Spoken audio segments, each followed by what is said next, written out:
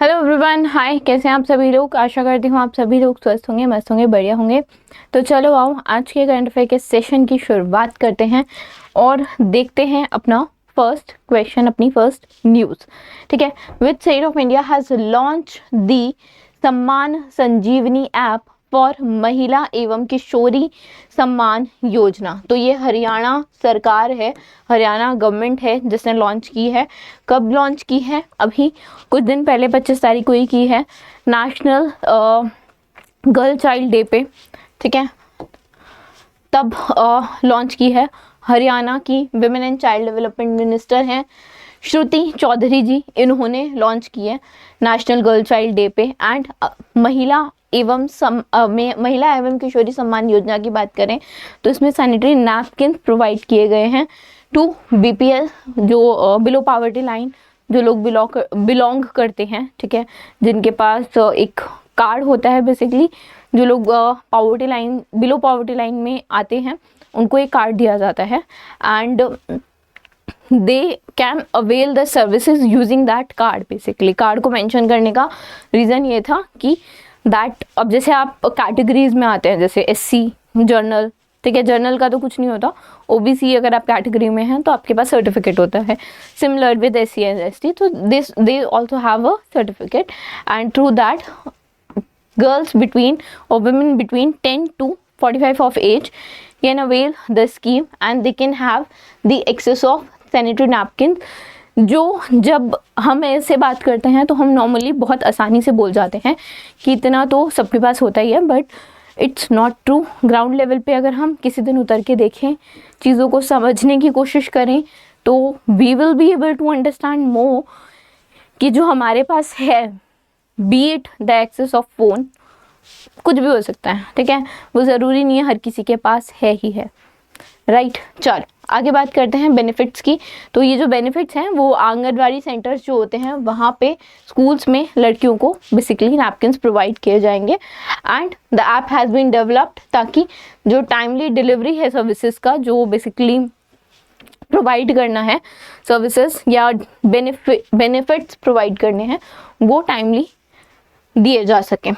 आगे चलते हैं, किसने 9वां Johor international open chess tournament जीता है? तो इट इज़ इनियान पनेश्वर सेल्वम ने जीता है। And talking about the grandmaster Iniyan Paneer Selvam, जिन्होंने 9th इंटरनेशनल चेस टूर्नामेंट जीता है and the tournament has been organised by Johor Chess Association at Fairview International School in Malaysia from the 18th to 23rd of January. It was a backdated news but was important. अगर बात करें VS Rahul की and bio ली की, तो they have scored 7 out of 9 each and they have scored the 2nd and 3rd place respectively. अब एक question ऐसे भी पूछा जा सकता है कि 2nd और 3rd पोजीशन किसे मिली, तो ये भी ध्यान रखना। आगे चलते हैं, रिजर्व बैंक ऑफ इंडिया ने हाल ही में, आरबीआई ने हाल ही में पेनलाइज किया है जम्मू कश्मीर बैंक को, बैंक ऑफ इंडिया को और कैनरा बैंक को। और एक और बेसिकली एक्सपोर्ट है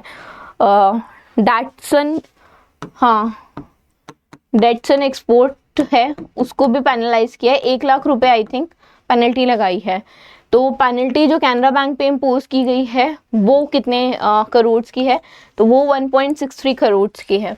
ठीक है, उसके अलावा जम्मू कश्मीर बैंक पे 3.31 करोड़ की पेनल्टी लगी है, राइट। अगर हम बात करें बैंक ऑफ इंडिया की तो 1 करोड़ की पेनल्टी है, 1.63 करोड़ की जो पेनल्टी है वो कैनरा बैंक पे है, और डैटसन एक्सपोर्ट्स पे 1 लाख की penalty. And the penalty are for the reasons, और वो रीज़न आपको पता होना चाहिए। नहीं पता तो that is a problem, because पूछा जाएगा कि किस रीज़न की वजह से जो पेनल्टी है वो पर्टिकुलरली जनवरी में ऐसे 4 बैंक्स पे लगी थी। उसमें से लेट्स से अभी कैनरा बैंक पूछा है तो मान लो कैनरा ही पूछ लिया कि कैनरा पे 163 करोड़ की पेनल्टी लगी थी।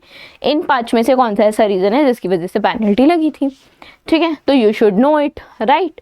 तो this is basically they have not followed some rules and regulation that is related to the access of banking services.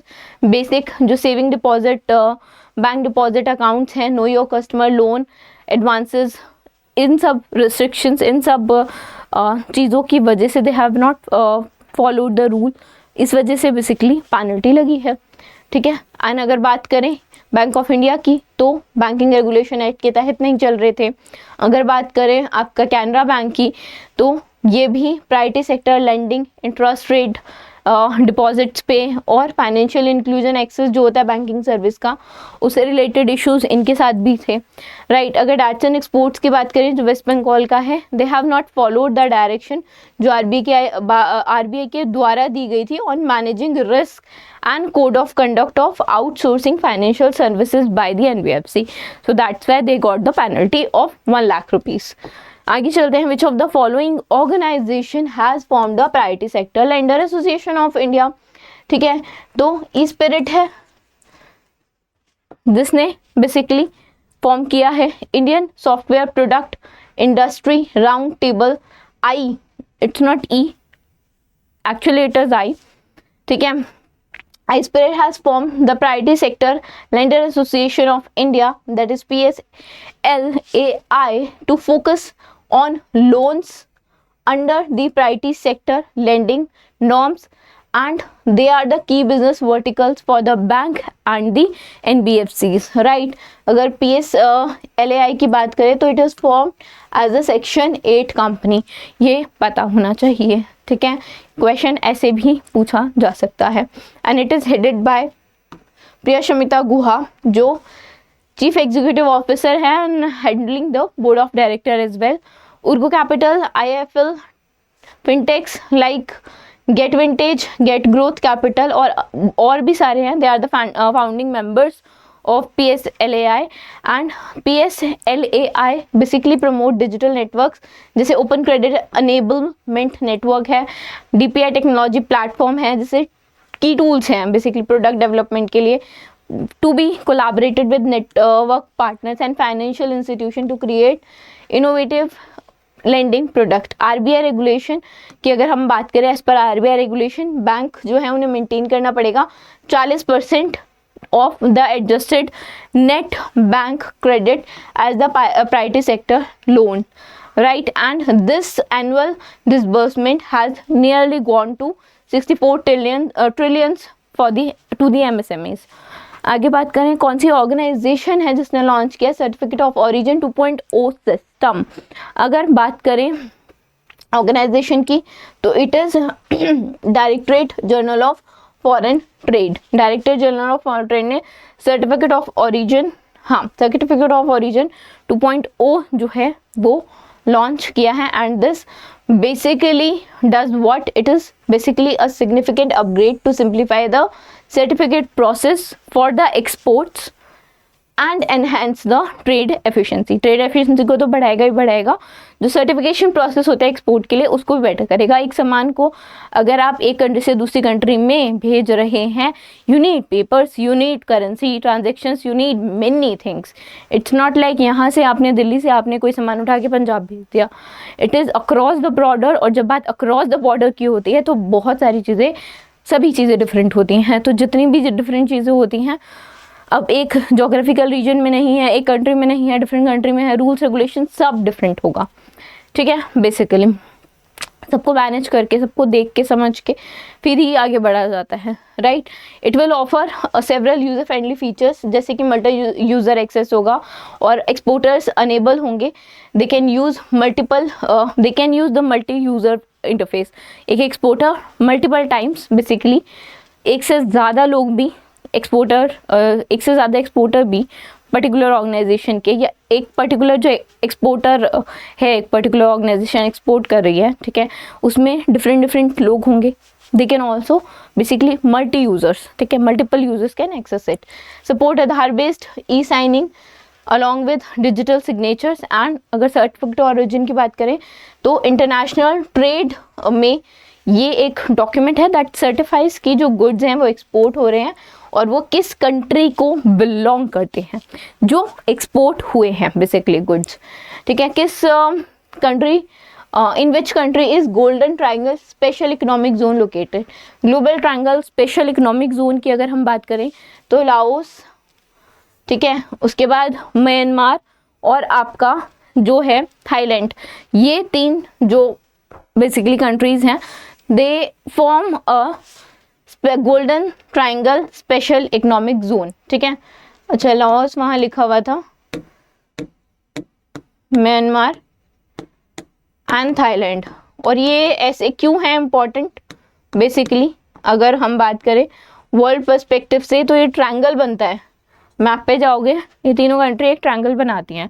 तो ये ट्रायंगल इम्पॉर्टेंट क्यों है, ड्रग्स बेसिकली जो है, ठीक है, अफीम जिसे आप हिंदी में कहते हैं, जो दवाइयों के लिए ड्रग्स को, दवाइयों को भी बेसिकली जब दवाइयों की बात करते हैं तो दवाइयों को आप ड्रग से डिनोट करते हैं। ठीक है, नेगेटिव टर्म में भी यूज़ होता है, पॉजिटिव वे में भी, मेडिसिन को भी आप बेसिकली ड्रग्स बोलते हैं। तो अफीम जो है यहाँ पे खेती इस रीजन में बहुत ज़्यादा होती है, जो मैसिव बेसिकली जिसकी डिमांड है और ज़रूरी है दवाइयों में और भी बहुत सारी चीज़ों में, राइट। एम्बेसी ऑफ इंडिया ने सक्सेसफुली अभी रेस्क्यू किए थे 67 इंडियंस, ठीक है, जिन्हें फोर्सफुली यहाँ पे इस रीजन में लाओस में काम कराने के लिए रखा गया था। ठीक है, माफियाज होते हैं बेसिकली जो बेसिकली डरा धमका के काम करवा रहे थे इन लोगों से, और इन 67 इंडियंस को रेस्क्यू किया गया है। इस वजह से ये ट्रायंगल न्यूज़ में था। दैट्स वाई क्वेश्चन आपसे ऐसे स्टैटिक फॉर्म में पूछा जा सकता है कि इनमें से कौन सी कंट्री इंक्लूडेड है। ठीक है, या फिर अगर आपको मैं यहीं पे ये हटा दो, 3 ऑप्शन हो जाते, या ऐसे हो जाता A, B और C, और पूछा जाता यहाँ होता लाओस, ये होता म्यांमार,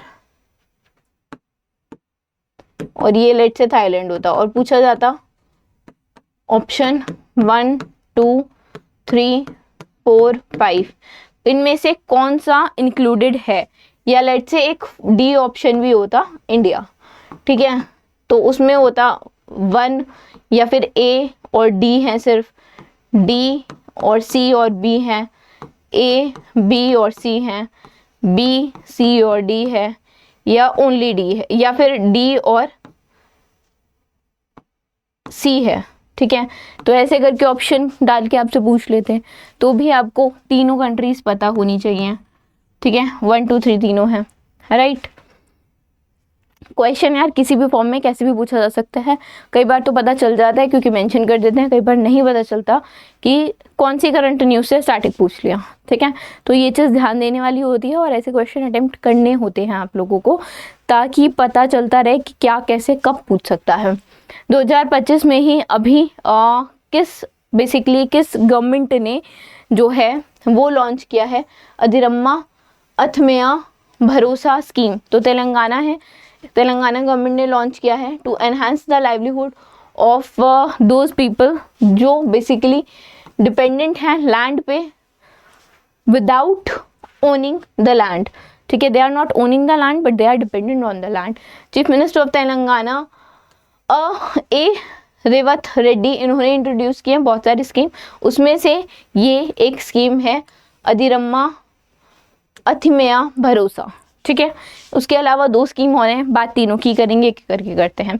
इस पे थे, इसी पे बात कर लेते हैं। तो ये स्कीम प्रोवाइड करेगी फाइनेंशियल सपोर्ट ऑफ 12,000 रुपये टू द फार्मर्स जो लैंडलेस हैं, जिनके पास लैंड नहीं है एग्रीकल्चर पर्पस के लिए, जो बेसिकली फेमिलियर हैं, basically landless agriculture labour families हैं, उनको 12,000 रुपये दिए जाएंगे जो बेसिकली डिपेंडेंट है on agriculture without owning the land. ठीक है, ओन नहीं करते उस लैंड को। अगर बात करें राइतु भरोसा की, जो एक इनिशिएटिव है लॉन्च किया गया है अभी इनमें से ही, तो इसमें भी 12,000 का फाइनेंशियल असिस्टेंस दिया जाएगा उस लैंड पे जो अरेबल है, दैट इज जो खेती करने योग्य है। ऐसी भूमि जो खेती करने योग्य होती है वो अरेबल होती है, तो उस पर भी 12,000 रुपये का एकर्स के हिसाब से, पर एकर्स के हिसाब से 12,000 रुपये का सपोर्ट जो है वो किया जाएगा फैमिलीज को। अधिरम्मा इंदुलू की अगर बात करें, ये एक हाउसिंग स्कीम है जो homeless, Dalits, tribal, backward class people, इन सभी लोगों को 5 लाख रुपए प्रोवाइड करेगी फॉर कंस्ट्रक्टिंग होम। और गवर्नमेंट जो है they are planning to build 4.5 lakh houses in this year with a budget of 22.5 crore रुपए। आगे चलते हैं, इंडिया एंड इंडोनेशिया ने 5 MOU साइन किए हैं। और ये MOU कब साइन हुए हैं? जब अभी 76th रिपब्लिक डे पे प्रेसिडेंट आए थे इंडोनेशिया के। कौन है इंडोनेशिया के प्रेसिडेंट? यही क्वेश्चन है, ठीक है, प्राबोवो सुबियांतो, ठीक है। और इन MOUs में ये जो 5 MOUs हैं वो कुछ इस प्रकार हैं। MOU हुआ है health cooperative between ministry of health and welfare पे। एक MOU साइन हुआ है maritime safety and security cooperation पे इंडिया और इंडोनेशिया के बीच में। थर्ड MOU है in the field of traditional medicine quality assurance between the nation. Fourth है cooperation in the field of digital development between the nation. And fifth one is cultural exchange programme between the ministries of both the nation, that is Ministry of Culture and of India and Ministry of Culture of Indonesia for the period of 25 to 28, ठीक है, for the 3-year period basically। आगे चलते हैं, Indian prime minister हैं नरेंद्र मोदी जी। उन्होंने inaugurate किया है national games. 38 national games होने चाहिए, ये 38 नेशनल गेम्स होंगे ये देहरादून उत्तराखंड में, ठीक है, राइट 38 नेशनल गेम्स है उत्तराखंड में। And it will take place in 11 cities, 8 districts from 28 January that has already started to February 14। Mauli that is inspired by Uttarakhand state bird. Monal जो है वो बन गया है मैस्कॉट, ठीक है, तो मोनाल गेम्स का मैस्कॉट है, ये याद रखना। 4 स्पोर्ट है कालारी पयाइटू, योगासना, माला खम्भ, राफ्टिंग डेमोन्स्ट्रेट हुए हैं as the non medal sport. Medal नहीं मिलेंगे, right, but they are being introduce, the sports are being introduce. Theme है ग्रीन गेम्स, ताकि लोगों को इको फ्रेंडली और सस्टेनेबल प्रैक्टिस अडॉप्ट करने के लिए और प्रेरित किया जा सके। आगे बात करते हैं किस सिटी ने बेसिकली होस्ट किया है international level pashmina festival cum exhibition in January, ठीक है, तो it should be Kathmandu. Kathmandu Nepal में है और नेपाल ने ही बेसिकली होस्ट किया है। और अगर इंडिया के पर्सपेक्टिव से बात करें ना, तो जम्मू कश्मीर रीजन में पश्मीना शॉल और बेसिकली पश्मीना जो है उसकी बुनाई की जाती है एक तरह से। और अगर मशीन लेवल पे आए तो मुंबई में ज़्यादा होता है, ठीक है, पश्मीना प्रोडक्ट बेसिकली। काठमांडू नेपाल ने पहला इंटरनेशनल लेवल पे पश्मीना फेस्टिवल कम एग्जीबिशन जनवरी में ही होस्ट किया है। एग्जीबिशन में 150 डोमेस्टिक स्टॉल्स थे, 40 से ज़्यादा प्योर नेपाली पश्मीना स्टॉल्स थे। और नेपाल के मिनिस्टर हैं इंडस्ट्री, कॉमर्स एंड सप्लाई के दामोदर भंडारी जी, उन्होंने इनॉग्रेट किया इसको। And it was the festival was basically organised by Nepal pashmina industry association and confederation of Nepalese industries. And Nepal is one of the producer of authentic pashmina, जिसको हम ब्रांड जो है वो बेसिकली चियांगरा पश्मीना के नाम से जाना जाता है, based on the high quality as पर देयर ओरिजिनलिटी और ऑरिजिनिटी, राइट। जेन्युइन पश्मीना है that is branded as Chyangra pashmina, जो गवर्नमेंट सर्टिफाइड लेबल है। जैसे हमने बात किया था लद्दाख जम्मू कश्मीर में प्रोडक्ट जो हैं क्रिएट किए जाते हैं। और मशीन वूवन जो होता है वो सॉरी मुंबई में नहीं है, वो अमृतसर में है, ठीक है, मशीन वूवन जो है वो अमृतसर में है, मुंबई में नहीं है, आई वाज मिस्टेकन, ठीक है, पार्डन मी फॉर दैट। आगे चलते हैं, नेक्स्ट देखते हैं, है ना। Alexander Lukashenko has secured 7th term as the president of which of the following country. तो बेलारूस के प्रेसिडेंट अभी जनरली क्या होता है ना 50% वोट चाहिए होते हैं, यहाँ पे भी बेलारूस में भी यही है कि 50% वोट चाहिए होते हैं ताकि आप प्रेसिडेंसी सिक्योर कर सकें। और इन्हें जो परसेंटेज मिला है वो 86% है, जो बहुत ज़्यादा है, ठीक है। बाकी जो इनके राइवल क्लोजेस्ट राइवल्स थे, दे got the much lower percentage in terms of vote, right? So that was it from the today's session. Thank you so much.